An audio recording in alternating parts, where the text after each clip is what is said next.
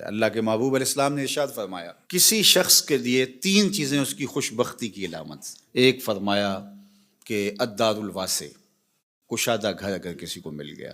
دوسرا المرکب الحنی، تیز رفتار سواری، اس زمانے میں گھوڑے ہوتے تھے، آج اچھے ماڈل کی گاڑی آپ کہہ لیں۔ اور تیسرا فرمایا المرأۃ الصالحہ، نیک عورت۔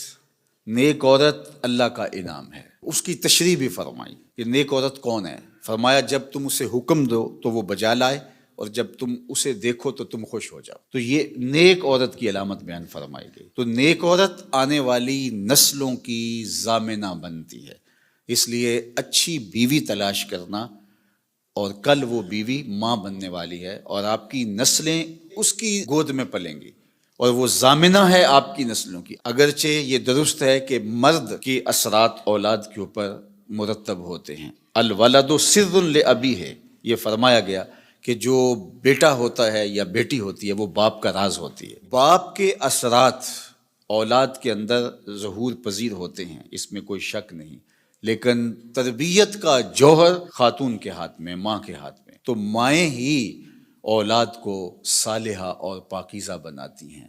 اللہ اکبر! اگر ماں مائی راستی ہو تو بیٹا فرید الدین گنج شکر ہوتا ہے، اور ماں ام الخیر ہو تو بیٹا شیخ عبد القادر جیلانی ہوتا ہے، اور اگر ماں فاطمہ ہو تو بیٹا حسین ابن علی ہوتا ہے۔ اس لیے جو نکاح کا معیار اسلام نے دیا ہے، اللہ کے محبوب علیہ السلام نے ارشاد فرمایا عورت سے نکاح 4 وجہ سے کیا جاتا ہے۔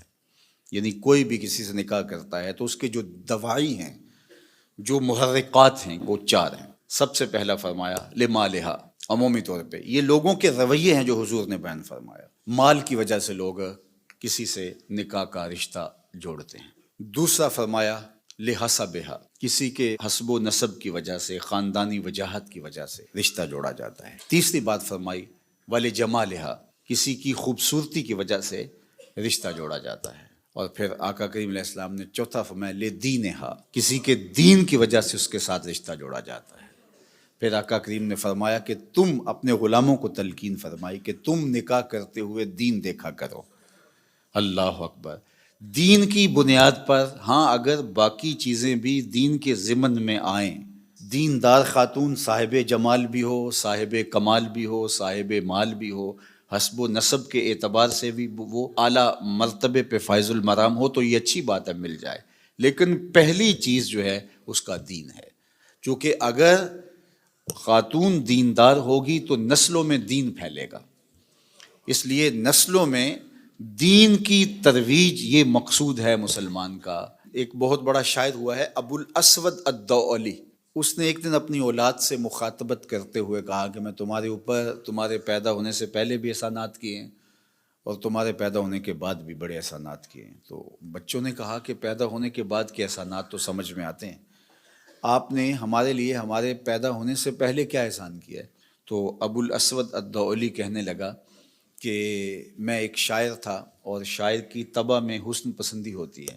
میں جب اپنی شادی کے مرحلے میں پہنچا اور نکاح کرنے کا میں نے سوچا، تو ظاہر ہے میری ترجیح تو یہی تھی کہ میں کوئی خوبصورت عورت تلاش کروں، لیکن میں جب ڈھونڈنے نکلا تو میں اپنے لیے خوبصورت عورت تلاش نہیں کی، تمہارے لیے با کردار ماں تلاش کی ہے کہ وہ میرے بچوں کی ماں بننے والی ہے۔ تو یہ وہ میرا احسان ہے، میں اپنی خواہشات اور اپنے جذبات کی قربانی دے کے میں نے آنے والی نسل کا سوچا ہے، اور نسل کی وجہ سے میں نے جو ہے وہ ترجیح دی ہے، چونکہ ماؤں پہ موقوف ہے اچھی نسلوں کی نشأت بھی، نہضت بھی اور تربیت بھی۔ تو جس طرح کی ماں ہوگی اولاد اسی طرح کی ہوگی۔